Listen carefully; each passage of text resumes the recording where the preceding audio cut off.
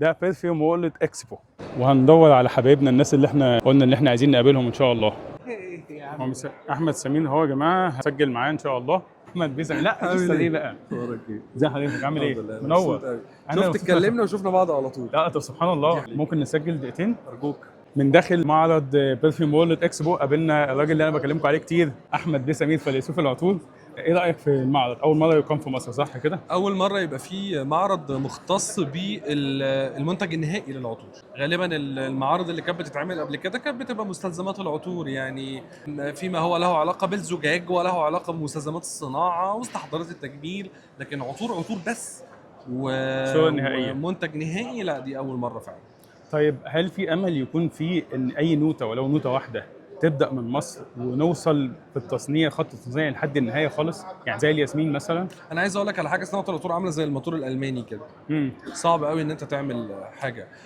في سر من اسرار الصناعات موجود بره مش موجود في مصر. بس خليني اقول لك على في حاجه بقى. الاستخراج.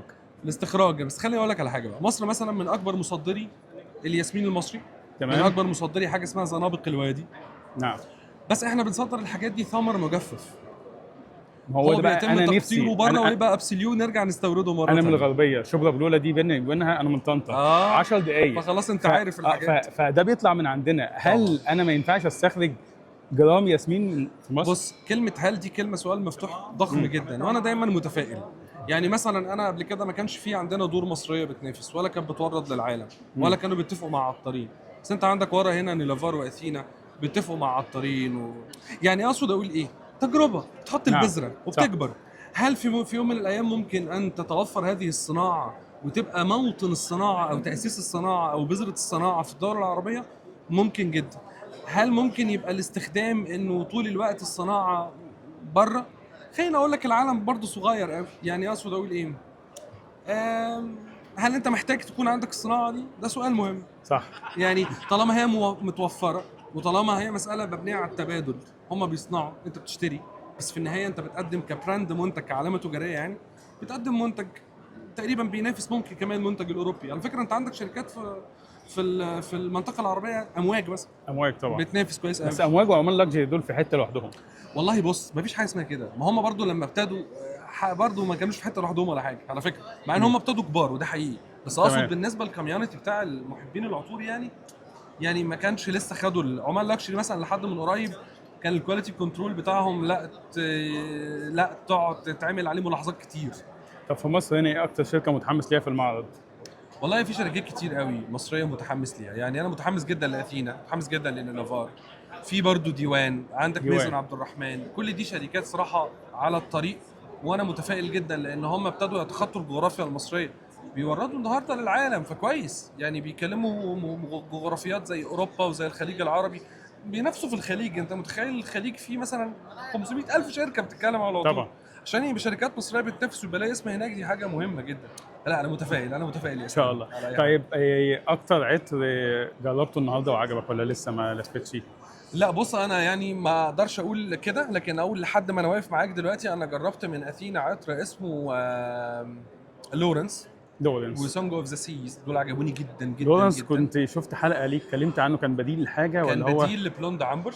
تمام. لا من هم كلارك عندهم كليستيان. حاجه اسمها دوميننس. دوميننس ده اللي عامله دومينيك روبيون. فدومينيك روبيون ده العطار طبعا اللي عامل فريدريك مال، عامل الوعد وحاجات وعد. كده يعني بالظبط.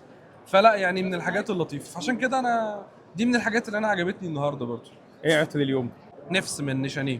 طبعا طبعا. اه اي عطر. انا ادخر لهذا النوع من التواجد يعني. انا النهارده ثالث يوم استخدام اكسبيرمنتم، انا عايز واو اشكرك. واو. سجلت عليه حلقه وشكرتك فيها اكيد، بس هي لسه ما نزلتش. هو عطر رائع بجد حاجه مميزه جدا. هو عطر رائع الحقيقه. طب اسئله سريعه بقى. ارجوك. عطر صيفي ولا شتوي؟ شتوي. صباحي ولا مسائي؟ مسائي. نيش ولا ديزاينر؟ نيش. سيجنتشر سنت ولا تغيير كل يوم؟ افضل السيجنتشر بشكل عام يعني. الحلقه الجايه عن ايه؟ الحلقه الجايه عن ايه؟ انا ممكن اقول كلمه بقى والتزم بيها معاك خلاص يعني. ممكن. انا الحلقه الجايه هجاوب على الاسئله دي بشكل مستفيض اكتر. ايه رايك؟ حلو جدا. اعمل كده واقول دي من توصيه استاذ اسلام اللي انا حظيت النهارده لا مش باللقاء. استاذ، انا على راسنا، وانا بجد خيرك يا إسلام. عايز اقول للناس انا مبسوط جدا. انا كمان. انا كنت بعمل الفيديو اللي انا عملته ده بحب، لان احنا فعلا استمتعنا بيكم. البودكاست انا شفته 3 مرات كاملا من اول لاخره، بجد استمتعت بيه جدا، وعايز اشكرك على كل اللي بتعمله، وان شاء الله دايما نشوفك في مناسبات اكتر. احنا محظوظين يا اسلام اولا ان انت تبقى حد من الناس ربنا يعزك. المهتمين بالعطور، لانه اللي بيخرج من القلب بيوصل للقلب، ودي حاجه مهمه جدا. الناس دي بتتشارك معانا الشغف والمحبه يعني. فعايز اقول لك ان انت صنعت النهارده صباحي بالرساله الصباحيه يعني اللي انا تسلم، شفتها، تسلم. والان تحاول ان تصنع مسائي وقد فعلت يعني. ربنا شكرا يبارك ليك فيك. ولكل الناس اللي بتتابعك، شكرا لكل شكراً. الاحباب من مجتمع العطور. الله يخليك، اشوفك على خير باذن الله. شكرا جدا تسلم مستر اسلام، حبيبي، كتر خيرك. ربنا يعزك. ميرسي.